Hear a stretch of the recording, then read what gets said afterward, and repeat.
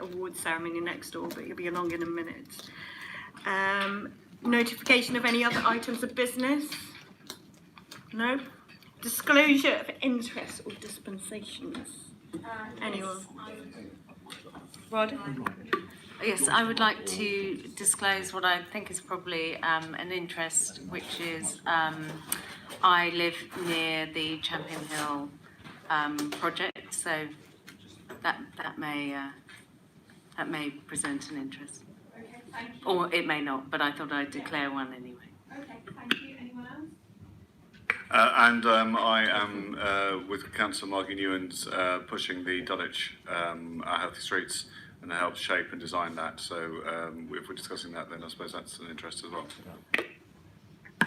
Thank you, thanks. So we'll move on. We've got quite a packed agenda this evening. So we're going to start by discussing the climate roadmap. We've got carbon reduction strategy, but I believe it's the climate roadmap. Maybe you can fill us in a minute. So we're going to talk about that from 7 to 7:25. Then we're going to go on to community energy, and then on to the movement plan, and then on to school streets and low emissions. And at the end, we're going to talk about our recommendations as a commission moving forward. So can I invite Chris and Richard up to talk about, so you can give us an update on your big plans. Thank you. Thank you, Chair. So I'm Councillor Richard Livingstone, Cabinet Member for Environment, Transport and the Climate Emergency. Hopefully you've seen both the response that Cabinet made to the recommendations from the October Scrutiny report and the note that I circulated about where we were on the process going forward on the work that we're doing on the climate emergency.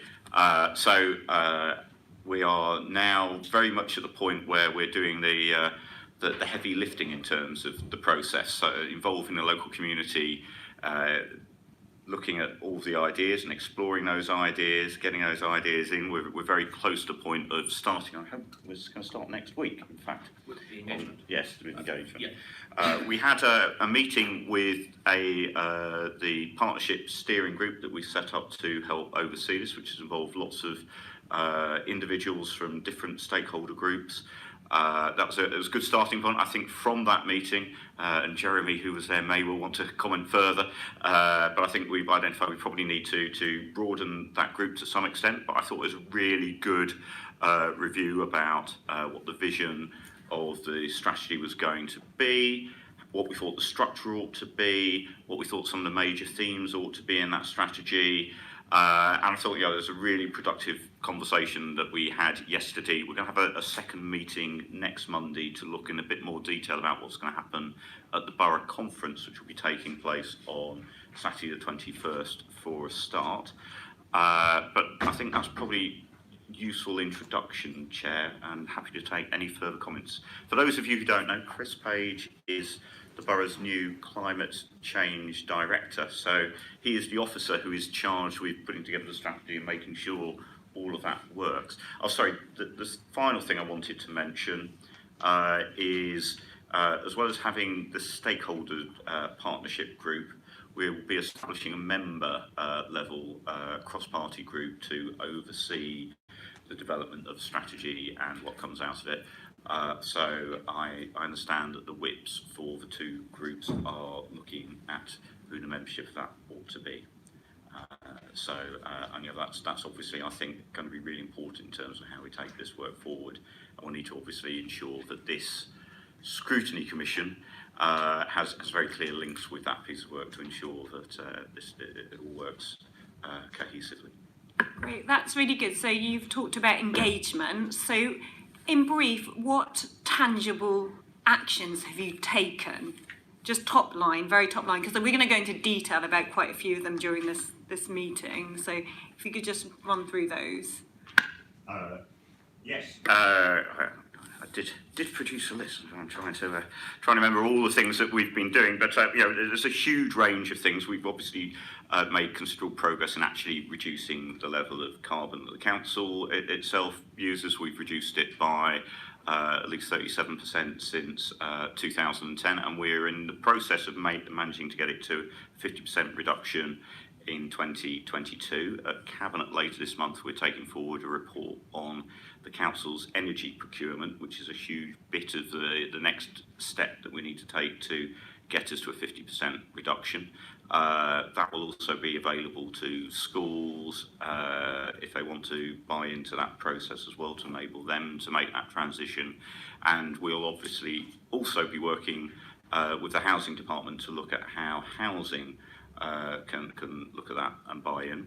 There's plenty of things that we've been doing, as you'll be aware, in terms of transport, in terms of what we do to get the sort of shifts in transport that we need to ensure that we are carbon neutral. So only this afternoon I was with Will Norman helping to open the latest part of cycleway in the borough, so at Rotherhithe. So we, over the last 2 years, we've opened about 10 kilometres worth of cycle routes in the borough. We have installing new bike hangers around the borough at the moment. We've introduced 5 new controlled parking zones. We're in the process of 3 others in the last 18 months. We have started exploring what low emission neighbourhoods could look like in different ways. We've got 3 different projects which are looking at in different ways. We've been working obviously to try and encourage people to switch from fossil fuel to electric vehicles if they're not going to make that full shift to walking and cycling or public transport. You know, we'd rather they were doing that, but if they do need to rely on a car, trying to ensure we have those electric charging points for people. We've installed 150 over the last 18 months. We also have installed a number of rapid charging points as well.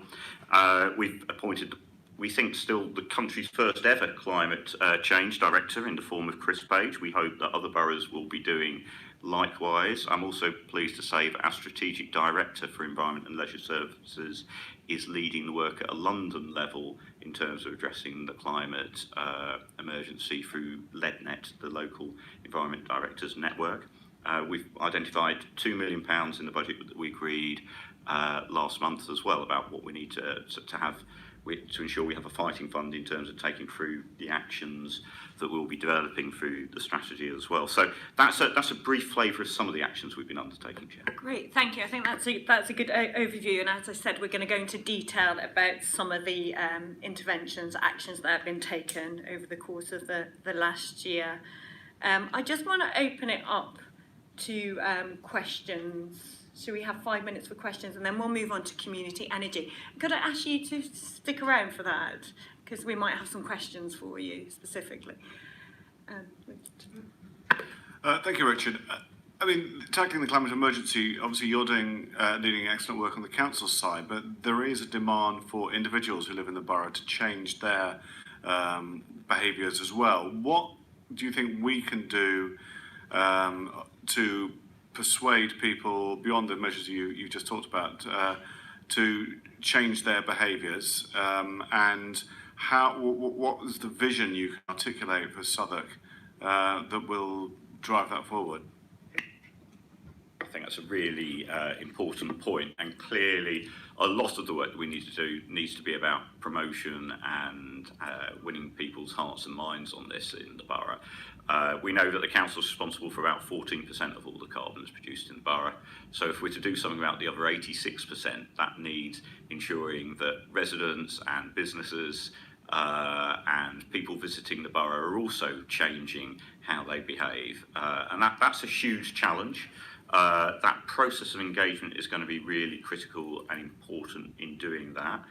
I think what's interesting is it's been very clear actually over the last year there has been, I think, a beginning of a change in attitude from people that we really do need to convince. So, and Chris was briefing me about how he'd had a meeting recently with some of the construction companies that are beginning to realise that actually they need to think very carefully about what construction looks like in the future. And some of those who weren't traditionally engaged in the past recognise, well, actually, if they're going to get work in the future, they probably need to find ways of coming up with cleaner ways of constructing. So I think we need to do a lot of that work. I think we need to as well work with local communities, and I think we need to recognise that for lots of people that have economic challenges, that if you're worrying about putting food on the table for your kids, then actually the climate emergency and what's happening globally might feel quite distant and intangible when you've got those challenges. So I think we do need to work with everybody in the borough to try and make it clear actually everybody's got a stake in this. And I think we do need to stress some of the local impacts in terms of this. I mean, you would have all heard me say before that we're a borough where over 60% of the people who live in this borough live less than 10 metres above sea level. So we are very much at the front line of climate change. But it's other things as well, Mount, in terms of the quality of the air that we breathe. If you look at those life-limiting illnesses that happen through poor air quality, which is tied to the carbon that's produced in the borough. And I think when you start making those things feel tangible, I think hopefully that enables people to realise that yes, there is a reason to change. Thank you. So I just want to ask a question off the back of that. So in terms of tangible, are you, in your strategy, I think personally you should be talking about ecological emergency as well, with insect numbers plummeting. That should be hand in hand. It's not just about reducing carbon, but also making sure we plant the right things, making sure we're rewilding. Is that going to form part of your strategy? Because I see it's in a separate document at the moment. We've declared a climate change emergency, but not an ecological emergency. Is that something you're going to look into? Just one more question about the steering group. You say that we need to engage with other organisations. Are we engaging with, big multinational organisations that are in this borough that have a lot of influence, and were they part of the steering group? And then I'll take a question from Roger. I'll try and be quick because I'm conscious that I was quite wordy in my last answers. But so firstly, in terms of the ecological emergency, this was something that came up yesterday, and I think it has to be part of that. We do need to link these things. We obviously need to do it in a way that doesn't become such a huge strategy becomes unmanageable. But yeah, there is a very clear link there, and it needs to be part of that. In terms of the steering group, we don't have any big multinationals on there, but we have got some of the business improvement districts in there. So, for example, Team London Bridge were playing a very active role in the meeting yesterday, and we also had South Bank bid there as well. Great, and you also mentioned, I know we've had issues with parking. You want to reduce the number of parking spaces, especially supermarkets. So are you engaging with Morrison's, Tesco, who have said that they're yeah?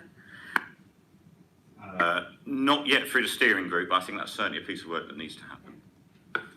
Sorry, thanks for that, Councillor. I think the issue about, so the steering group is largely made up of local interest groups and that sort of thing. It's not got large multinationals on, but we are looking at how do we engage with them through the whole process. So they don't necessarily form part of the steering group because that's local people steering our strategy, but we have got things like the Southwark Business Forum, and we're looking at how do we engage with them to ensure that they're around the table. And there are certain things going on at the moment. I was at an event quite recently at London Bridge where they were bringing together lots of the big employers like PwC and EY and so on who are there on the river, but alongside some of the other smaller businesses. So we're trying to make sure that their voices are heard. But we have to think carefully about who do we include on what group to make sure we get their voice most heard. So we want to hear from everybody, we want to engage with everybody, but we're just working through who does that where to be most effective. Yeah, and have you ever mapped out who produces the most carbon out of all the businesses? Has that been done?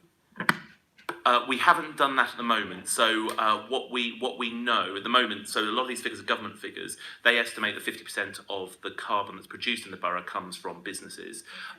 We are currently commissioning a piece of technical work that's looking at that's going to look at where our carbon is produced, but also what's the impact of various mitigating factors that we can have. So if we retrofit all our homes, if we did various things to our roads and so on, what kind of impact that would have. So we're trying to get some technical details to back up what we're doing, because coming out of the strategy, what we really want is to make sure that's led by the science, led by fact. So there's lots of ideas out there about things we can do, but some of those might not have a big impact. So we want to make sure that we're doing the things that have the biggest impact on carbon emissions.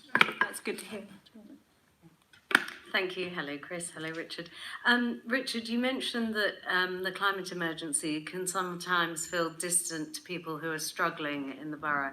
And I'm really interested in the social justice aspect of all of these conversations. So we know that the poorest in the borough are disproportionately affected by things like toxic air. And do we have a strategy now, we may not have had one before, but do we have a strategy now that prioritises those people?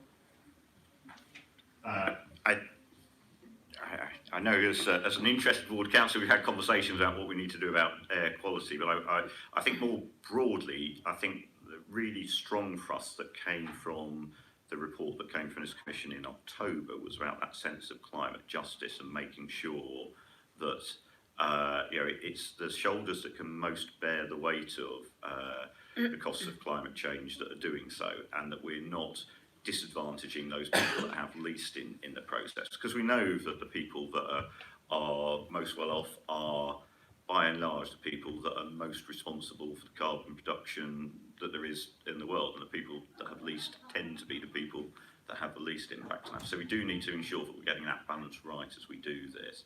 And I think part of that has to be looking at, are there things that we could be doing which actually help people on low incomes, and clearly a sense of things like, say, energy justice, and how do you make sure that we're doing things which are helping people reduce their energy bills will hopefully help them in terms of their pocket when they're low income families. And we'll talk more about that in, so Sorry. I've got Vada and then Michael and then Damien, and then we'll finish for questions on this section. So thank you for that. And specifically in terms of sort of traffic and air pollution, is there a strategy there that mirrors the broader climate justice thing? So I'm just asking really if we now have a framework and a filter whereby we accurately crunch all the data that you're talking about, Chris, to really produce an understanding within the council of where need is most. So where we crunch all that data about multiple deprivation, where we look at health inequalities, where we look at who is producing the most sort of traffic fumes by short car journeys, is it located in a certain area or other? And do we now, are you confident that we now have that kind of framework to really adequately target our resources in the right way as far as kind of traffic and pollution goes? That's a huge question. If I was going to be, That's why I'm here. No, absolutely.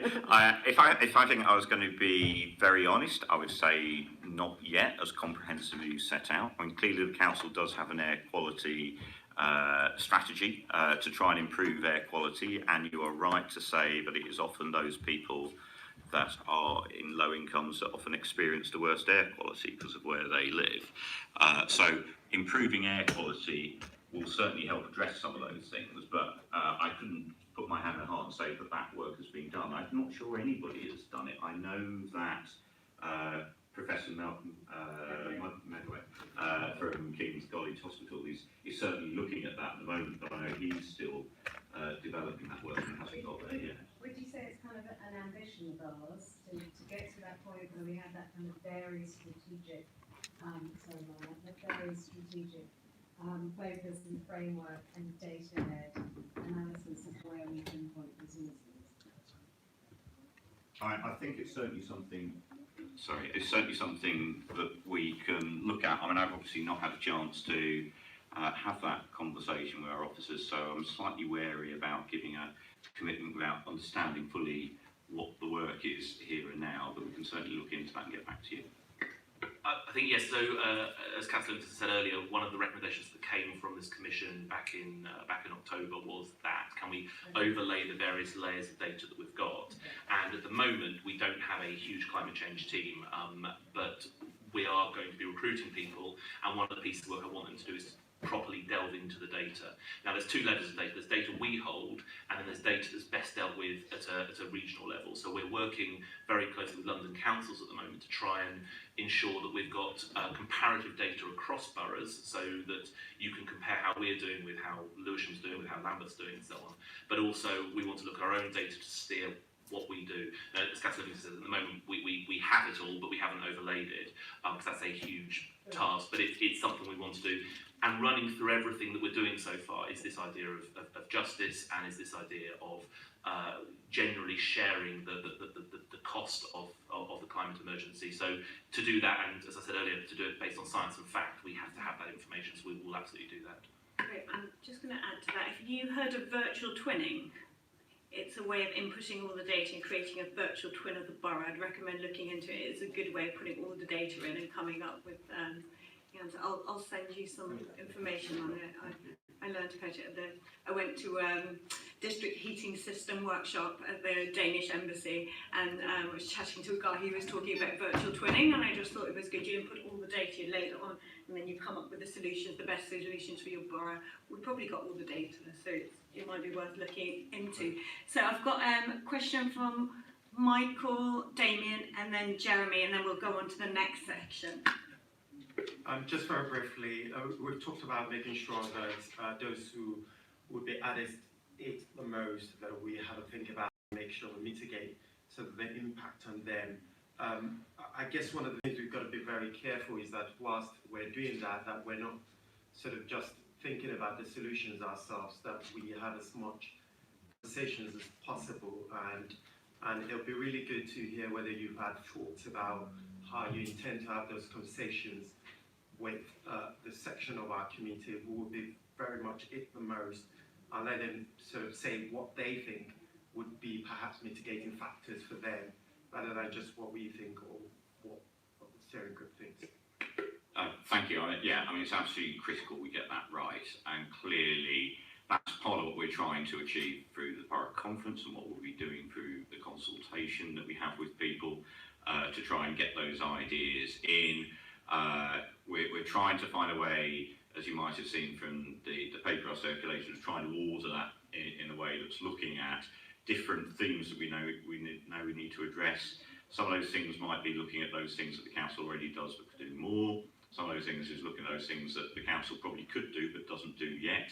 And some of those things is looking at those things that the council can't legally do at the moment, or there's some other impediment to, but working out how on earth we can get to be able to do that and not allow those things to drop off. But if there's something that we know we need to do but can't legally do, how do we lobby government for the change in legislation to enable us to do that? So that's very much part of our thinking. I think the critical bit about this is how we do engage with people.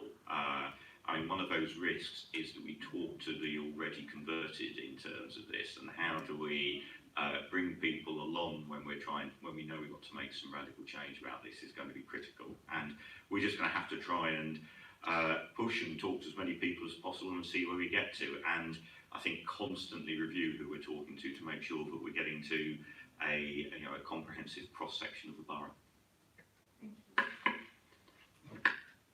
Just a quick one, it's a bit of a supplemental to Leanne's question actually. We're getting a lot of anecdotal reports back about mature trees being felled a lot. I know the trees department's behind schedule with bollarding. Have you had a conversation with the trees department about why? So, because obviously mature trees process more CO2 than new trees. Yes, trees fall under Councillor Lurie's portfolio, but certainly obviously it's absolutely critical in terms of ensuring that we have biodiversity in the borough and ensuring that we have those trees to help reduce carbon in the borough. So we know that we need to do more. We are looking as part of the Cabinet report, which is going on the capital programme later this month, to significantly look at how we can significantly boost our tree planting in the borough. I know some of the challenges there have been of late, but wherever trees are being removed, we are trying to ensure that they're replaced by an increased number in trees. So, for example, going back to where I was earlier today in terms of the new cycle route along Jamaica Road, that has unfortunately removed some trees that are on the edges of the road to enable that to be put in place. But the good news is that there will be an increased number of trees planted to replace them.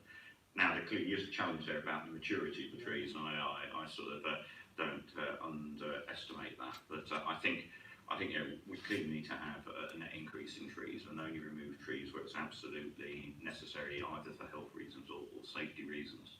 Yeah, and it's also disease trees as well. I was speaking to Julian today about it, and there's lots of good groups. So we've just started a group in Bermondsey called Trees for Bermondsey. So they're keeping an eye. Local community members are empowered to look out for trees that are being felled and make sure they're replaced, and enough trees. So if you're cutting down a mature tree, you need to replace it by, quite a few other trees. And it's not just about trees, but biodiversity as well, going back to that ecological crisis. Jeremy, I believe you had a question, and then we'll finish there. Yeah, just really quickly, Jeremy Leach, co-opted member. Just to say, just picking up on Councillor Burgess's point about substitutable journeys.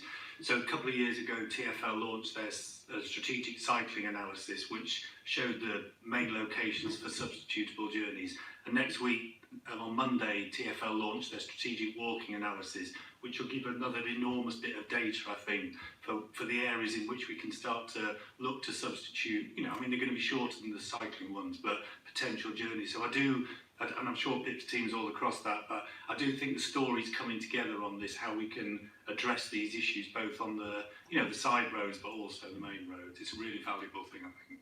And there's a conference about that if anybody wants to come to it. Yeah. Did you send around details? Yeah, thank you. Yes, I noted. I think they're absolutely right, and I look forward to seeing the analysis and about the conference. Great, thank you. So could I ask you to stay for a bit, because we're going to talk about community energy. We've got Afshin Rashid from Repowering Energy. She's going to talk to us about the work they're doing.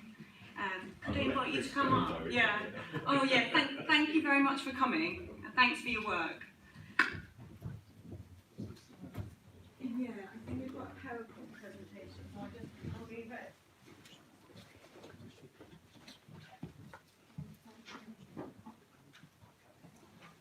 Yes.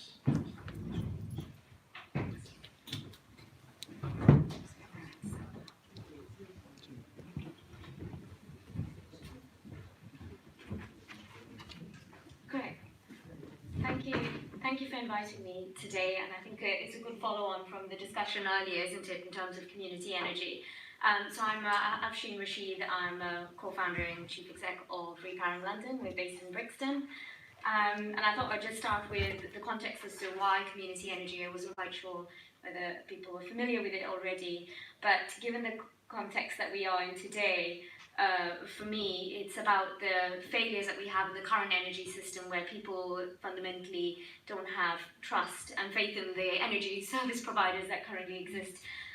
Regulations don't work for a decentralized, decarbonised energy system, because it's all about nationalised energy systems. And if we want to have net zero by 2050, we need to be more decentralised and decarbonised.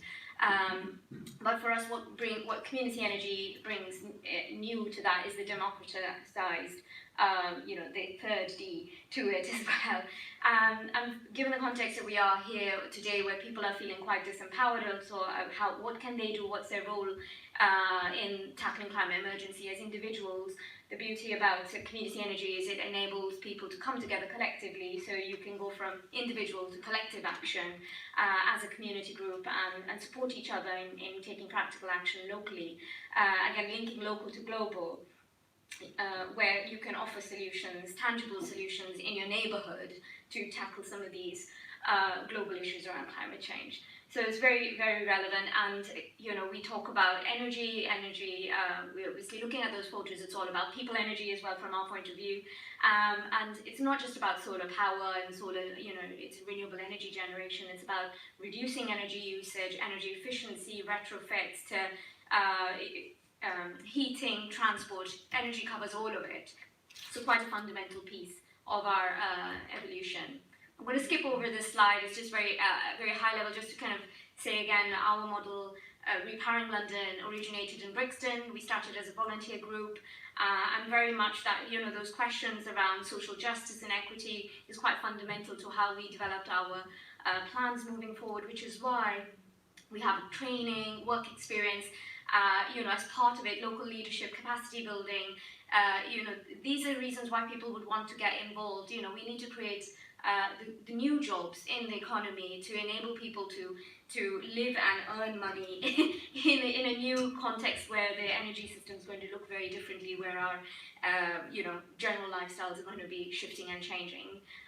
So we kind of have different strands of generating renewable energy, working in innovation, but also social impact work around addressing fuel poverty directly, and training and work experience. So I'll just touch on some of that.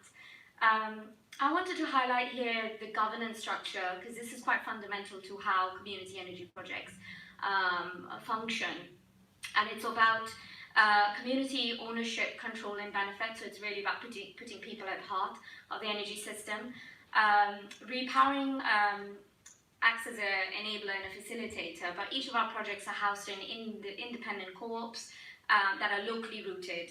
And we facilitate that process because we did it in Brixton. We want to enable others to do the same. So we want them to share. We want to share our experience so that people don't have to reinvent the wheel.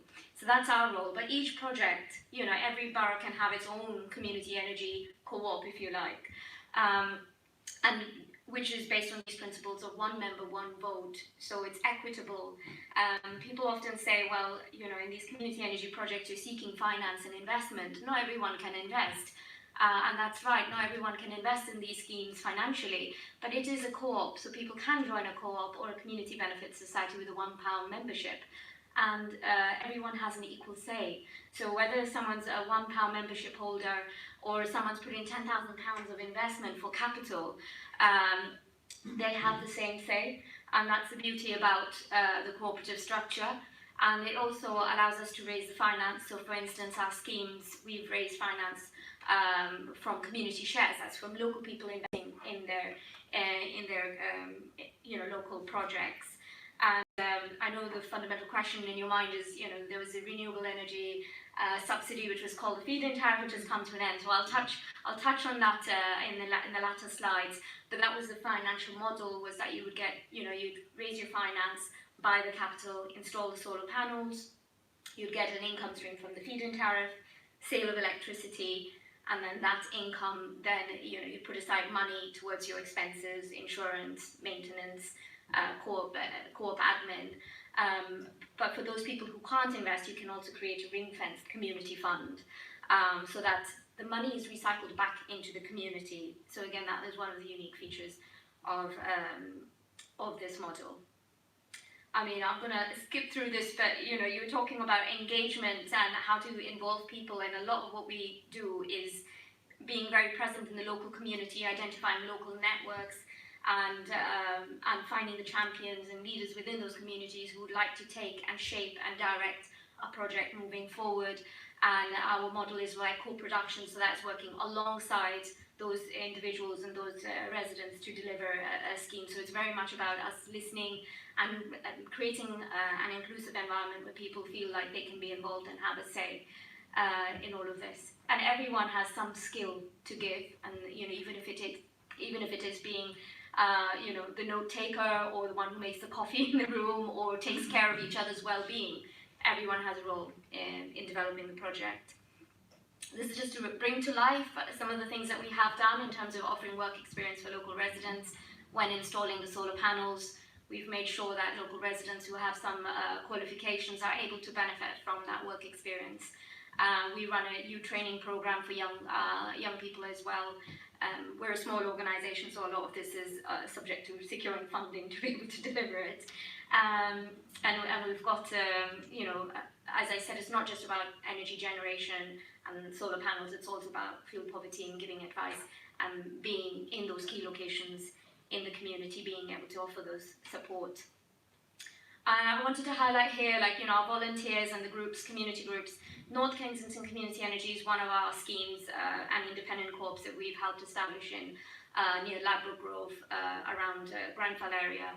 And when we started, engaging the community at that time, we had probably 1 or 2 volunteers and people who came forward. And now we've got like a huge group of volunteers who I think are also energized by the general landscape and concerns around climate change and want to do their role, and play their part. And we ran a Greener Living Day kind of event, which brought the council had doctor bikes and smoothie making and community growing, gardening, so connecting energy to the other sustainable lifestyles and behaviours where you can encourage people to take action themselves. So it's a good way as an anchor and to help with the movement building. We often get asked, who are these people? Who's investing? They are local residents. Businesses can invest, local authorities can invest, and as long as there's a representative on that share certificate. So as you can see, marketing, we offer, our fundraising is largely, locally led through the social networks, social media, and as you can see, the north of the borough, those nice blue dots, nicely aligned with Hackney, the London Borough of Hackney's border, and the 3 projects we've delivered in Lambeth, that nicely aligns with Lambeth's border. So it's really about local ownership. What we've delivered, we've got at least 7 energy co-ops, and they've installed 670 kilowatts of solar capacity. We've raised £600,000 through community shares, and we've got a good relationship with our FNA Fairbairn Foundation, who've given us a loan so we could meet the feed-in tariff deadline to install this month before the feed-in tariff disappears, and then we will then raise the finance after. But just, this in terms of impact, that's what we're doing. And, I said I'd come back to the post-fit business models because we no longer now have the feed-in tariff, so how are we going to make these models work? So previously we were raising finance through 100% shares, and the way that we can do this now is by blending community shares with either donations, grant funds, carbon offset funds. So for every 30% of funding capital finance that is donated or brought through a carbon offset fund, we will match it with 70% community shares finance. So that's the way moving forward, because we no longer have feed-in tariff subsidy, so we've got to make the finances work. And we're trying to work with installers, and we've seen that prices have gone down in terms of capital cost. But not in London, we have a disadvantage because a lot of the cost isn't just about the solar panels. While we've seen reduction in the material cost, the labour cost, the access charging, the buildings are quite unique. We don't have like lovely big sites where we could put in loads of solar panels. Our buildings are smaller, there's shading, so all of the scaffolding, hoisting, crane lifts, all of that adds cost, and that's going to be inevitable. So I keep hearing about people putting ground-mounted solar, in the farms in the rural areas, and they're getting like £550 per kilowatt, and we're not seeing those prices in London. But finding sites is quite critical, making sure you get high-yield sites. But we've done some initial analysis, and this is where we think how new projects could get funded. Previously, if you got the feed-in tariff, you couldn't apply for grant funds on the capital cost because that meant you were getting a double subsidy. But now we don't have the feed-in tariff anymore, so that double subsidy doesn't apply anymore. So you could get public funds, grant funds. And for me, I think the neatest fit is carbon offset funding or Section 106 funding that's relevant to the local area, or community infrastructure self-funding, which could then be matched. As I said, like every 30% that you put in, we'll bring in community shares. So it's community owned. So I just wanted to highlight that there. And, we talk about the social justice side of things. And for us at Repowering, we are developing certain projects. We're working their supply trials. So it's about, a lot of our projects are in social housing. And how do we use that electricity to supply it directly to residents? Because currently we can't do that. You need to be a supplier to be able to do that. And we're working with suppliers like EDF in one project, and another site we're working with Octopus as well, to look at how can we supply that electricity so that the residents can benefit directly from these schemes. And our rationale for being part of these projects and has been mainly because a lot of people in London and a lot of people in the communities we work in, can't afford their houses to buy their homes, so they don't make the decisions, and they can't afford to install solar panels even if they did own their homes. So it's just like, how can we create a model where people are not left behind? And they can all benefit. Those people living in social housing and other circumstances can benefit from the green revolution that's coming their way. So these models will be quite relevant. I cannot say that we're still in a trial, so it's not ready for replication. The business model is still being developed and tested, but I thought I'd just mention that. That is where we're moving towards. And I'll just stop there, actually. Thank you very Thank much. you. That's great. So one of our manifesto promises is to roll out, is that right? Roll out community energy. It'd be good to kind of get Richard's input here and how far we've got with that. But I thought that was a really interesting presentation. You talked about the feed-in tariffs, and I think that's something we were concerned about. We have lots of roof space in Southwark, and I think maybe creating a hybrid system with district heating system, but you also have alternative community-based energy I think would be the ideal model in terms of heating systems. But I'd like to just ask Richard to get his thoughts on this. Sorry. I just wanted to flag up, we've also got an officer at the back. Martin, would you like to come on, Martin? I'm happy to come up again. We just come, I just thought you were doing it. Martin could probably talk a little bit about the work that's happened so far. It's probably fair to say that it has been more challenging than we thought in terms of our original model. So our original model was looking very much about how you could do something on an estate and it have the direct benefit in terms of the shareholders being the people who lived on the estate. And the way that was being looked at happening was through doing some pilots with some tenant managed organisations where they had surpluses, and this seemed like a good way of using the surplus. The loss of the feed-in tariff, I think, has made that difficult, but Martin can talk a little bit more about that. What we think we need to do going forward is probably to disentangle those things. I think there are great community energy providers, and we've heard about those, and some of you will be aware of some of the ones operating the borough, like SC24.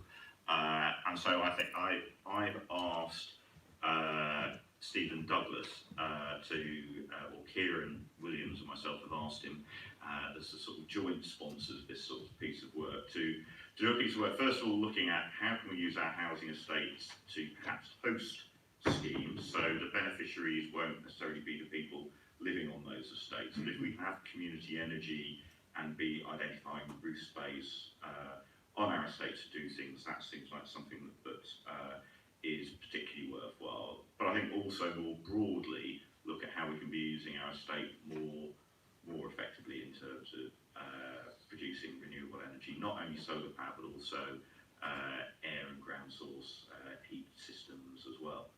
So we're going to be looking forward, and I hope to have a report probably in the summer about how we take that work forward to get to a place where we can look at the role our housing estates can play in providing community energy in a far more effective way.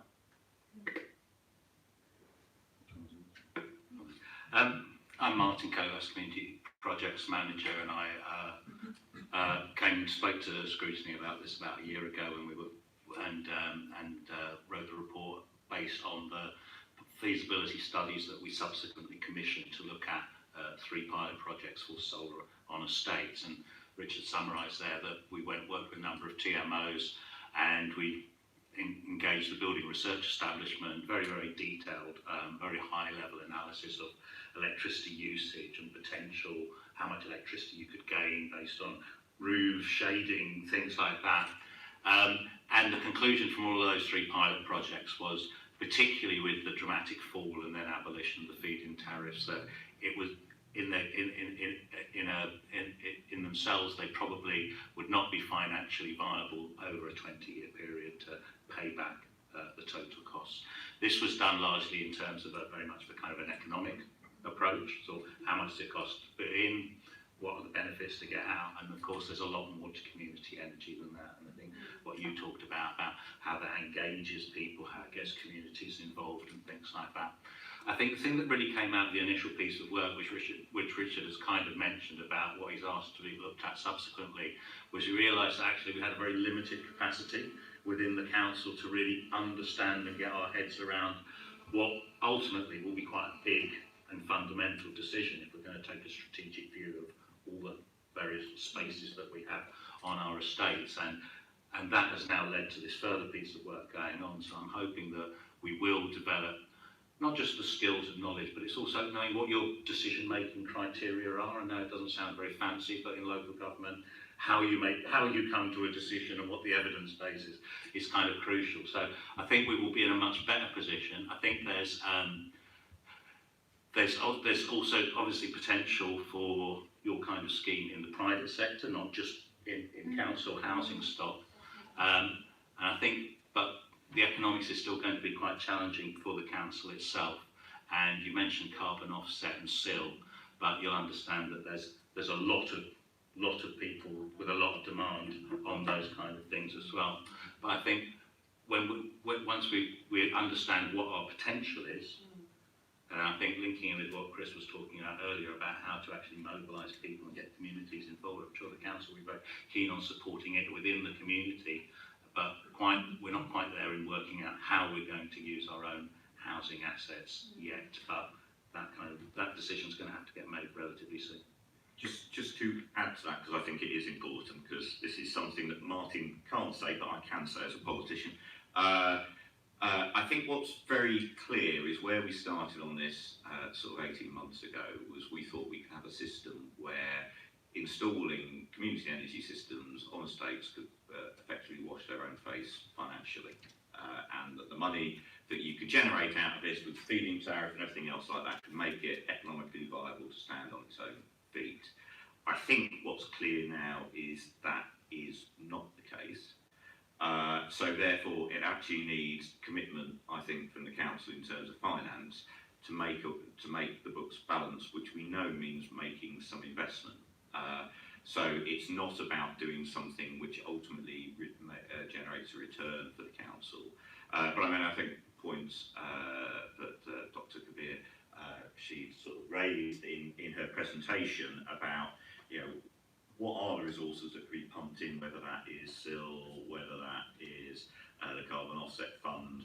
That is something we need to think about. Now, I can't give you the answers to that today because I'm not in the position of doing that, but it is something I think we need to be proactively looking at a system which is no longer about seeing how things stack up financially within their own budget, but actually saying, you know what, if we're trying to make that shift in energy production, we need to be investing and putting that money in and recognising it's not necessarily going to create a return to cover all its costs. Thank you, thanks for the presentation. There are a lot of impressive balloons, as you said, hovering over Hackney, and I was just wondering if there are any particular characteristics of Hackney Housing or Hackney Council that has led to that outcome. Is there kind of heating profile that they're relying on different from ours? Is there more political will to, is there less of a sort of district heating system or something like that? Is the political will more advanced? Has the council been willing to make the